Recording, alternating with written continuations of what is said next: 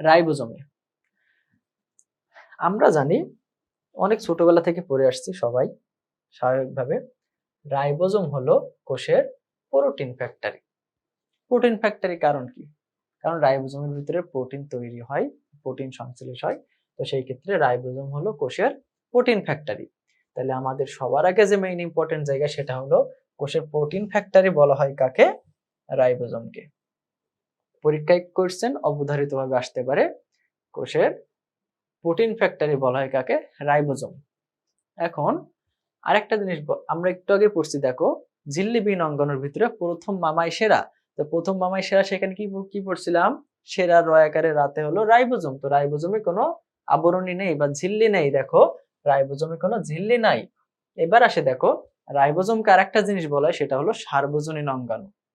রাইবোজোমকে কি বলা হয়? সার্বজনীন অঙ্গাণু। এই জায়গাটাও ইম্পর্টেন্ট। তারপরে থাকবে একাধিক রাইবোজোম। আমরা জানি মনোমার পড়ছি, পলিমার পড়ছি। মনোমার মানে এক এক এক এক, পলি মানে যেগুলো অনেক কিছু থাকে। তো ঠিক তেমন এইখানে একটা ওয়ার্ড আছে পলিরাইবোজোম। পলি মানেও সেম, পলি মানে যখন অনেকগুলা রাইবোজোম এক হবে তখন সেটা হলো পলিরাইবোজোম। পলি মানে অনেকগুলা, তার পাশে আছে রাইবোজোম, তাহলে অনেক রাইবোজোম যখন থাকবে, এক কথায় একাধিক রাইবোজোম থাকবে, তাকে বলা হয় পলিরাইবোজোম। পলিরাইবোজোমের অপর নাম হলো পলিসোম। আর এখানে আরেকটা জায়গা হলো ই কোলি বা ইশ্চারিসিয়া কোলি, যে ব্যাকটেরিয়া আছে, সেই ব্যাকটেরিয়ায় এই যে রাইবোজোমের সংখ্যা হলো 20,000, আর যা তাদের শুষ্ক ওজনের 22%। এইটা মেডিকেল অ্যাডমিশনে বারবার আসছে। আর আমি সব সময় বলি মেডিকেল অ্যাডমিশনের কোশ্চেন মানে নার্সিং অ্যাডমিশনে 100%। তো সেই ক্ষেত্রে এই জিনিসটা যেহেতু বারবার আসছে, তো সেটা দেখো ইশ্চারিসিয়া কোলি ব্যাকটেরিয়া এর কোষে রাইবোজোমের সংখ্যা 20,000, যা শুষ্ক ওজনের 22%। আর রাইবোজোমের ক্ষেত্রে দুইটা ভাগ আছে, সেটা হলো 80S রাইবোজোম আর 70S রাইবোজোম। ওটা মনে রাখলে হবে না রাখলে হবে, কিন্তু সেখানে যেটা মনে রাখা লাগবে সেটা হলো যে প্রকৃত কোষ আর আদি কোষ, এই দুইটাই রাইবোজোম সংখ্যা কি কি। আমি যখন আদি কোষ এবং প্রকৃত কোষের পার্থক্য পড়িয়েছি তখনই কিন্তু ছিল যে প্রকৃত কোষের রাইবোজোম সংখ্যা হলো 80S, আর আদি কোষের রাইবোজোম সংখ্যা 70S। দেখুন এই 80S রাইবোজোমের ভিতরে আবার দুইটা সাব ইউনিট থাকে। সেই সাব ইউনিট দুইটা কি কি? একটা হলো 60S, 40S। আর 70S এর ভিতরে কোনটা থাকে? একটা হলো 50S, 30S। এখন বলতে পারো ভাইয়া আপনি যে বললেন 80S রাইবোজোম থাকে, তা সাব ইউনিট দুইটা যদি যোগ করি তাহলে তো হয় 100। 100 কেন হইল না? তুমি দয়া করে বিজ্ঞানীদের প্রশ্ন করো। তারপর দেখো আসে গলগি বডি। গলগি বডির নাম শুনলেই আমরা কি মনে করি বলতো? গলগি বডির নাম শুনলে আমরা মনে করি কোষের ট্রাফিক পুলিশ। কোষের ট্রাফিক পুলিশ কি? সেটা হলো গলগি বডি। ঠিক তেমনই এটা আমাদের মনে রাখা লাগবে, কোষের ট্রাফিক পুলিশ হলো গলগি বডি। এটা একটা ইম্পর্টেন্ট, সবার আগে ইম্পর্টেন্ট জায়গা হলো কোষের ট্রাফিক পুলিশ বলা হয় কাকে? গলগি বডিকে। এখন দেখো গলগি বডির আরেকটা কাজ আছে, সেটা হলো গলগি বডি হলো কার্বোহাইড্রেট ফ্যাক্টরি। আমরা একটু আগে কিন্তু পড়ছি প্রোটিন ফ্যাক্টরি হলো রাইবোজোম, কিন্তু কার্বোহাইড্রেট ফ্যাক্টরি কোনটা? সেটা হলো গলগি বডি। দুইটা কিন্তু মিশে যাবে, সেই জন্য আমি আবার বলি কার্বোহাইড্রেট ফ্যাক্টরি গলগি বডি আর প্রোটিন ফ্যাক্টরি রাইবোজোম। এবার দেখো আছে কার্বোহাইড্রেট ফ্যাক্টরি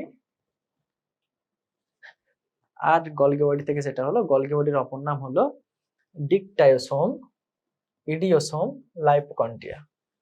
এই তিনটা নাম মনে রাখা লাগবে, যে ডিকটায়োসোম, ইডিওসোম, লাইপোকন্ড্রিয়া।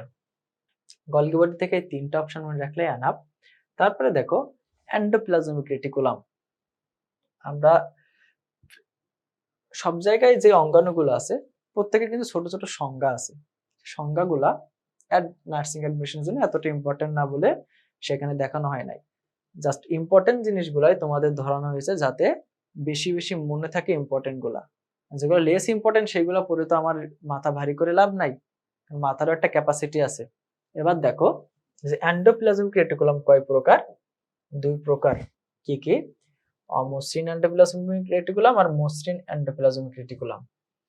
এখন এই যে এন্ডোপ্লাজমিক রেটিকুলাম আবার 3 ভাগে ভাগ করা হয় এর গঠন অনুযায়ী, সেটা হলো সিস্টার্নি, ভেসিকল, টিউবিউল। যে সিস্টার্নি ভেসিকল টিউবিউল মনে রাখার জন্য আমরা একটা জিনিস মনে ইউজ করতে পারি, সেটা হলো সিভিট।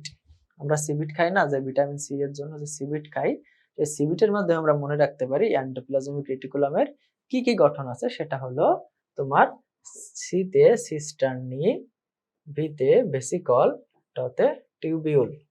তাহলে আমরা কি মনে রাখতে পারি? সিস্টার্নি, ভেসিকল, টিউবিউল। এখন দেখো এন্ডোপ্লাজমিক রেটিকুলামের পরে আমাদের যেটা জানা লাগবে সেটা হলো এই অধ্যায়ের এই অঙ্গাণুগুলোর ভিতরে সবচাইতে ইম্পর্টেন্ট, সেটা মাইটোকন্ড্রিয়া। আমরা মাইটোকন্ড্রিয়ার নাম শুনলে আমাদের কোনটা মাথায় আসে? যে একে কোষের পাওয়ার হাউস বা শক্তি উৎপাদন কেন্দ্র বলা হয়। পাওয়ার হাউস বা শক্তি উৎপাদন কেন্দ্র বলা হয় কাকে? মাইটোকন্ড্রিয়াকে। তারপর আমরা এতক্ষণ কিন্তু কোন অঙ্গাণুর কোন বিজ্ঞানী আবিষ্কার করছে, কে এর নামকরণ করছে কিছুই পড়ি নাই, কিন্তু আমাদের মাইটোকন্ড্রিয়ার ক্ষেত্রে এটি পড়া লাগবে। মাইটোকন্ড্রিয়ার ক্ষেত্রে আমাদের পড়া লাগবে যে মাইটোকন্ড্রিয়া কে আবিষ্কার করছে, মাইটোকন্ড্রিয়া কত সালে আবিষ্কার করছে। সেটা হলো বিজ্ঞানী কার্ল বেন্ডা তোমার মাইটোকন্ড্রিয়া আবিষ্কার করেন। কত সালে? 1898 সালে। আর মাইটোকন্ড্রিয়ার আর একটা কাজ কি বলতো? শুক্রাণু এবং ডিম্বাণু গঠনে অংশগ্রহণ করে। মাইটোকন্ড্রিয়া কি করে? শুক্রাণু এবং ডিম্বাণু গঠনে অংশগ্রহণ করে। তারপরে দেখো আমরা প্রাণী কোষের আরেকটা ইম্পর্টেন্ট জায়গা, সেটা হলো প্লাস্টিড। প্লাস্টিড কিন্তু উদ্ভিদ কোষে যে ইম্পর্টেন্ট জায়গা সেটা হলো প্লাস্টিড। সরি, আমি প্রাণী কোষ বলছি। প্রাণী কোষে প্লাস্টিড থাকে না স্বাভাবিকভাবে। এবার দেখো আমি কিন্তু ভুল করছি পড়াইতে, তাহলে তোমরাও কিন্তু ভুল করতে পারো পরীক্ষায়, এটা স্বাভাবিক।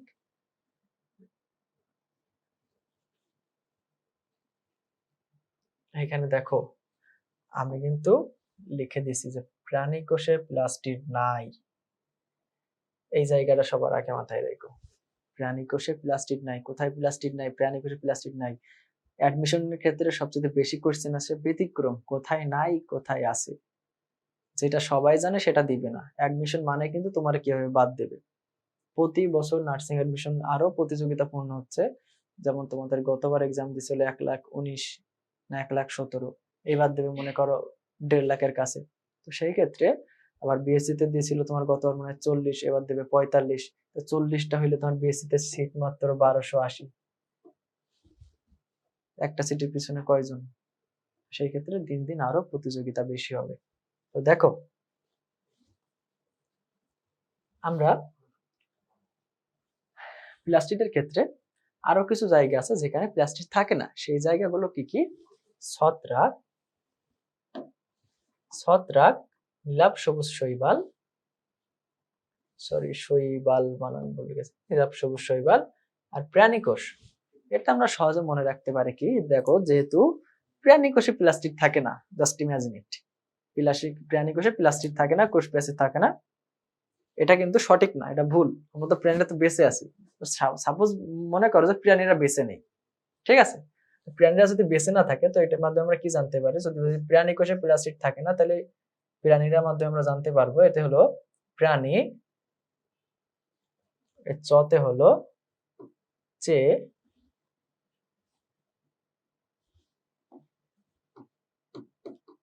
চতে আমরা জানবো ছত্রাক, আর দন্তান্নতে নীলাভ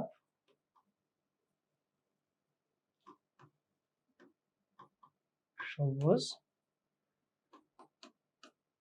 শৈবাল। প্রাণীরা বেঁচে নেই।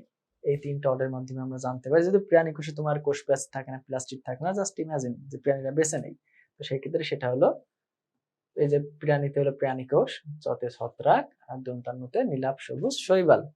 এখন দেখো আমরা প্লাস্টিডের প্রকারভেদ সম্পর্কে জানবো। তো প্লাস্টিডের প্রকারভেদটা সম্পর্কে জানার আগে দেখো দেখি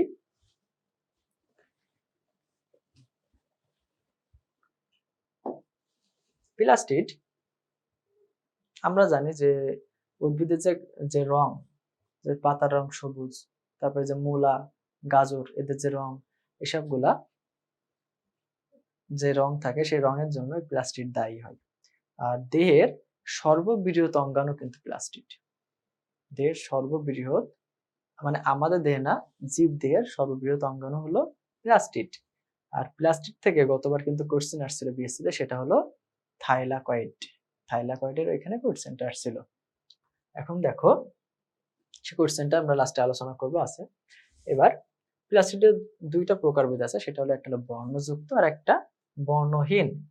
বর্ণহীনটার আমরা কি বলি, লিউকোপ্লাস্ট, সেটা একাই। আর বর্ণযুক্ত যেটা সেটা হলো ক্রোমোপ্লাস্ট আর ক্লোরোপ্লাস্ট। ক্লোরোপ্লাস্ট আমরা জানি সবুজ, স্বাভাবিক। ক্লোরোপ্লাস্ট হলো সবুজ আর কি। আর ক্রোমোপ্লাস্টের ভিতরে, আর ক্রোমোপ্লাস্ট মানে কালার, তো ক্রোমোপ্লাস্টের ভিতরে আরো কিছু আছে, সেটা হলো রেডোপ্লাস্ট, ফিওপ্লাস্ট, জ্যান্থোপ্লাস্ট আর ক্যারোটিনোপ্লাস্ট। এগুলোর কালার কি মনে রাখা লাগবে। এখন যদি বলো যে ভাইয়া এত কিছু মনে রাখতে বলছেন, আমি কিন্তু সহজে কিন্তু অনেক টেকনিকও বলছি। দেখো রোডোপ্লাস্ট এর কালার হলো লাল, লালের ইংলিশ কি, রেড। তাহলে সেই রেড থেকে মনে করবা রেড, রেড থেকে কি আসছে, রোডোপ্লাস্ট। এখন দেখো এখানে দেখো ক্যারোটিন, ক্যারোটিনে ক, কমলায় ক, মিল আছে না। এবার এই দুইটা তো আর মিলাইতে পারবো না। সবসময় মনে রাখবা জ্যান্ত হলুদ। হলুদ যখন জীবিত থাকে, হলুদ তোমার কি দেখছো, জ্যান্ত, জ্যান্ত মানে কিন্তু মানে গ্রাম্য ভাষায় বোঝায় যে জীবিত। তো হলুদ জীবিত মানে তোমার হলুদটা অনেক সুন্দর লাগে দেখতে। হলুদ দেখো, যেমন আদা আছে না, তোমার গুঁড়া হলুদ দেখো, মনে করবা জ্যান্ত হলুদ। তো জ্যান্ত প্লাস্ট কি হবে, কালার হলুদ। আর একটা মনে রাখার দরকার নাই, আমি তো বলছি তিনটা মনে রাখবা, আর একটা মনে রাখবা না, কারণ এখান থেকে কোশ্চেন আসবে নিচের কোনটি সঠিক। তো সঠিক দেবে কোনটি, যদি একটা বেঠিক দেয় সেটা তুমি তো বুঝতেই পারবা। যদি দেয় যে তোমার যে ফিওপ্লাস্টের রং কোনটি, তো যদি তোমার এই তুমি যদি বুঝতে পারো যে লাল মানে রোডোপ্লাস্ট, হলুদ মানে জ্যান্থোপ্লাস্ট, কমলা মানে ক্যারোটিনোপ্লাস্ট, বাকি আছে কোনটা, বাদামি বাকি আছে, তো বাদামি হলো ফিওপ্লাস্ট। এটা পড়তে পড়তে এমনিতেই মনে থাকবে। তারপর দেখো বর্ণহীন বা লিউকোপ্লাস্টের তিনটে ভাগ আছে, যেটা ইম্পর্টেন্ট জায়গা, সেটা হলো অ্যামাইলোপ্লাস্ট, অ্যালিউরোপ্লাস্ট, ইলায়োপ্লাস্ট। নাম তো হয়ে গেল, নামটা না, নিচে দেখো সুন্দর করে লেখা আছে শ্বেতসার সঞ্চয়কারী, অ্যালিউরোপ্লাস্ট প্রোটিন সঞ্চয়কারী, ইলায়োপ্লাস্ট স্নেহ সঞ্চয়কারী। এখন এইটা মনে রাখার জন্য সহজ আর একটা টেকনিক বলি, সেটা হলো ইলায়োপ্লাস্ট আগে মনে রাখো। ইলা নামের আমার একটা এরকম বান্ধবী আছে, সেটা হলো সবসময় কি তেল চর্বি খায়। তেল চর্বিতে কি থাকে, স্নেহ দ্রব্য থাকে। তো এটা মনে রাখতে পারো এইভাবে,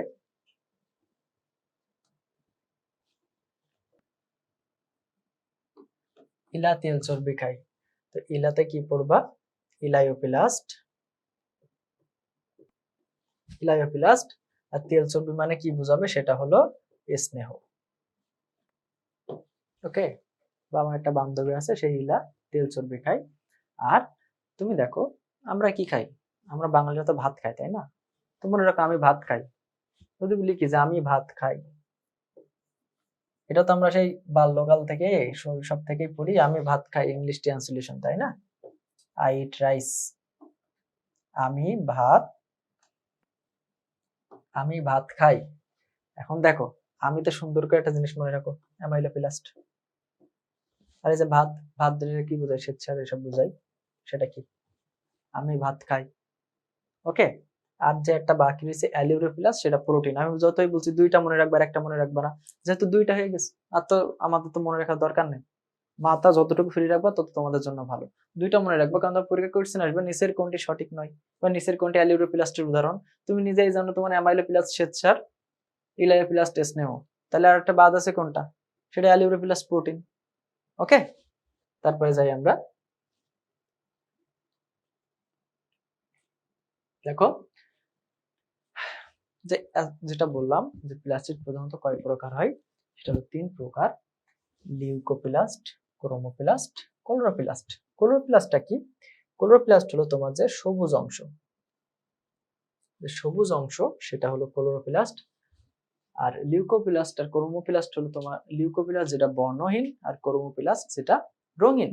এখন দেখো তোমার লিউকোপ্লাস্টের যে ইম্পর্টেন্ট বৈশিষ্ট্য, সেটা হলো লিউকোপ্লাস্ট কি বর্ণহীন, বর্ণহীন, এতে কোনো রঞ্জক পদার্থ থাকে না। এরা কি করে? খাদ্য সঞ্চয় করে, জাস্ট, আর কিছুই না। আর ক্রোমোপ্লাস্ট কি? ক্রোমোপ্লাস্ট হলো এরা সবুজ বর্ণ ব্যতীত, এদের বর্ণ আছে কিন্তু সবুজ বর্ণ ব্যতীত অন্যান্য বর্ণ থাকে, সেটা হলো তোমার ক্রোমোপ্লাস্ট।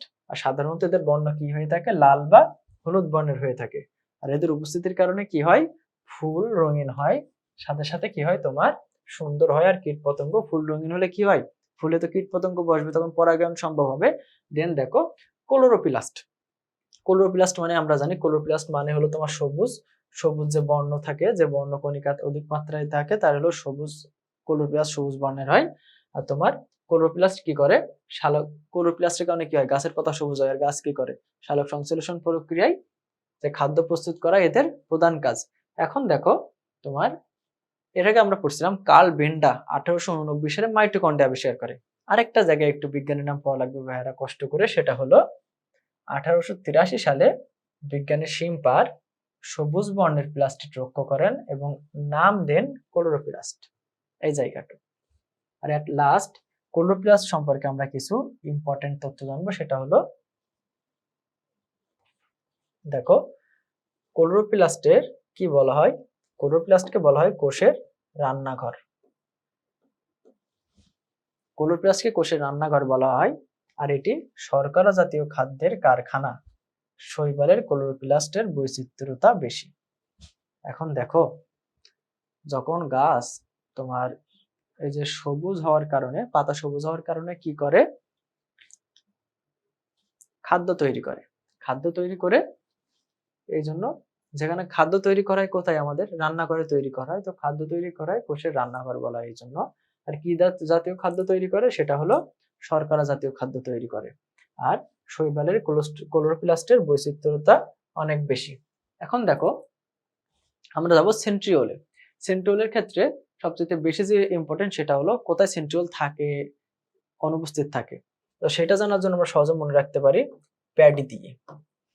প্যাডি দিয়ে কি মনে রাখবো? দেখো এই যে পিতে হলো প্রোক্যারিওটিক বা আদিকোষী, প্রোক্যারিওটিক বা আদিকোষী, এতে হলো অ্যানজিওস্পার্ম বা আবৃতবীজী, ডিতে হলো ডায়াটাম, ওয়াইতে হলো ইস্ট।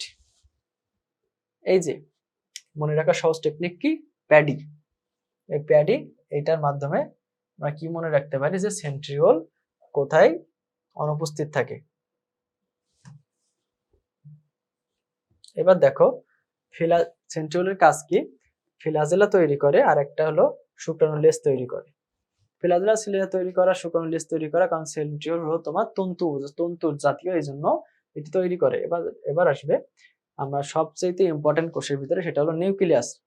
আমাদের মানুষের যেমন ইম্পর্টেন্ট জায়গা, হাত কেটে দাও আর একটা হাত নিয়ে চলতে পারবে, দুই হাত নাই তাও চলতে পারবে, দুই পা নাই চলতে পারবে, একটা কিডনি নাই চলতে পারবে, একটা চোখ নাই চলতে পারবে, নাকে সমস্যা তারপরে মুখ দিয়ে নিঃশ্বাস নিয়ে চলতে পারবে, ফুসফুসের সমস্যা তারপরে কৃত্রিম ফুসফুস দিয়ে চলতে পারবে। কিন্তু দেখো যদি মস্তিষ্কটা কেটে দাও তাহলে কিন্তু আমরা কেউ বাঁচবো না।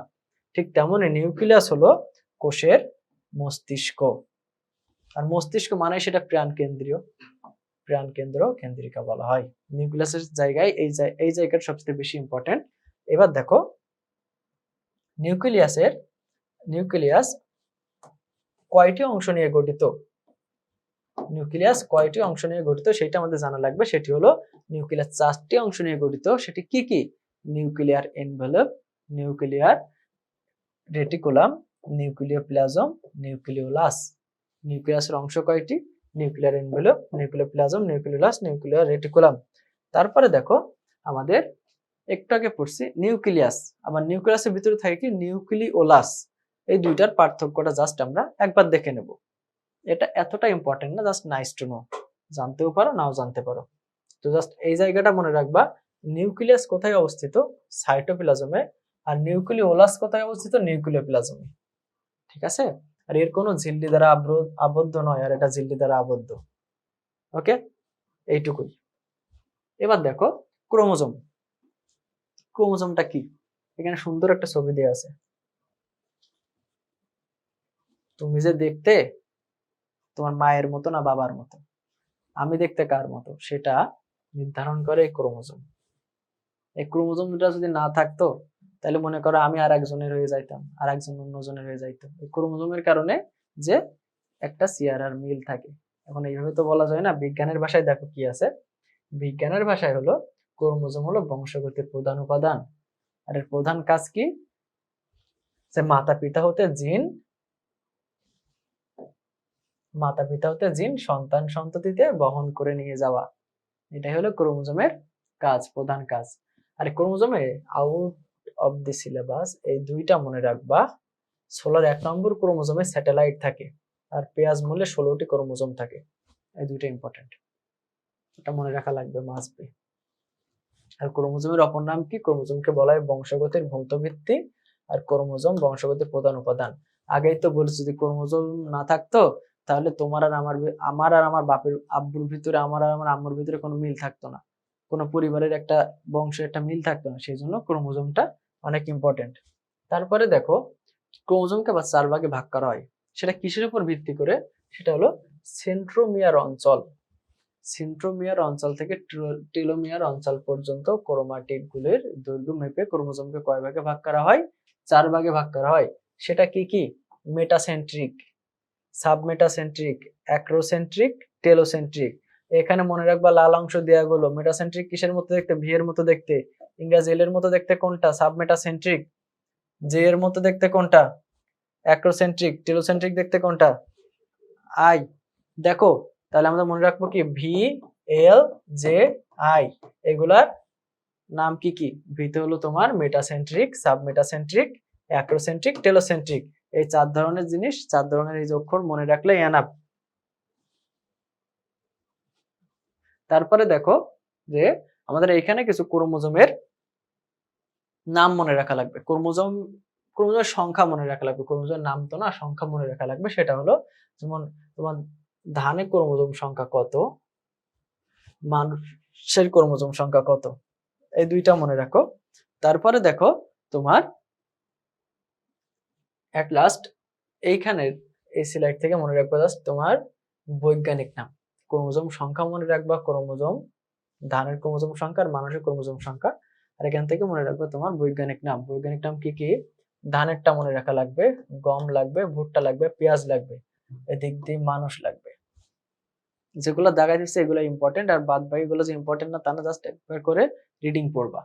এখন দেখো, আমরা যদি ধান দেখি, এই যে অরাইজা স্যাটিভা, ভুট্টা, এখানে যেগুলো আছে এই জাস্ট তোমার বৈজ্ঞানিক নামগুলা পড়া লাগবে, আর কিছুই না। এখান থেকে আমরা কি জানবো? সেটা হলো জাস্ট বৈজ্ঞানিক নাম। সেটা কি কি? ধানের বৈজ্ঞানিক নাম মাস্ট জানা লাগবে, পেঁয়াজ, গম, শসা, পাট, আর এই দিক দিয়ে মানুষ, গরু, ছাগল, আর এই যে হাইড্রা, এইগুলার বৈজ্ঞানিক নাম মনে রাখলেই এনাফ। তারপরে দেখো, ক্রোমোজোমের ক্ষেত্রে আরো কিছু বৈশিষ্ট্য আছে। সেটা হলো পিতামাতা থেকে তাদের বৈশিষ্ট্য যে সন্তান সন্ততির দেহে নিয়ে যায়, ক্রোমোজোম নিয়ে যায়, এই নিয়ে যাওয়ার যে প্রক্রিয়া, এই প্রক্রিয়াকে বলা হয় বংশগতি। আর এই বংশগতির প্রধান উপাদান তাহলে তো ক্রোমোজোম, বুঝতেই পারছো। সেখানে এখানে লেখা আছে, আর কি আছে? Nucleic acid. নিউক্লিক অ্যাসিডের ভিতরে আছে কয় ধরনের নিউক্লিক অ্যাসিড একটি দেহে পাওয়া যায়? সেটা হলো 3 ধরনের। কি কি? পেন্টোজ সুগার, নাইট্রোজেন ঘটিত ক্ষারক বা বেস, আর ফসফরিক অ্যাসিড। পেন্টোজ সুগারের ভিতরে আমাদের মনে রাখা লাগবে দুইটা, জাস্ট 2 ধরনের সুগার থাকে। সেটা হচ্ছে রাইবোজ সুগার আর ডিঅক্সিরাইবোজ সুগার। সেটা হলো রাইবোজ সুগার নিয়ে গঠিত হয় আরএনএ, আর ডিঅক্সিরাইবোজ সুগার নিয়ে গঠিত হয় ডিএনএ। এই দুইটা মনে রাখলেই এনাফ। আর পেন্টোজ সুগার বলা হয়েছে কারণ কি? এখানে 5 কার্বন বিশিষ্ট সুগার থাকে, এই জন্য একে বলা হয়েছে পেন্টোজ সুগার। এবার দেখো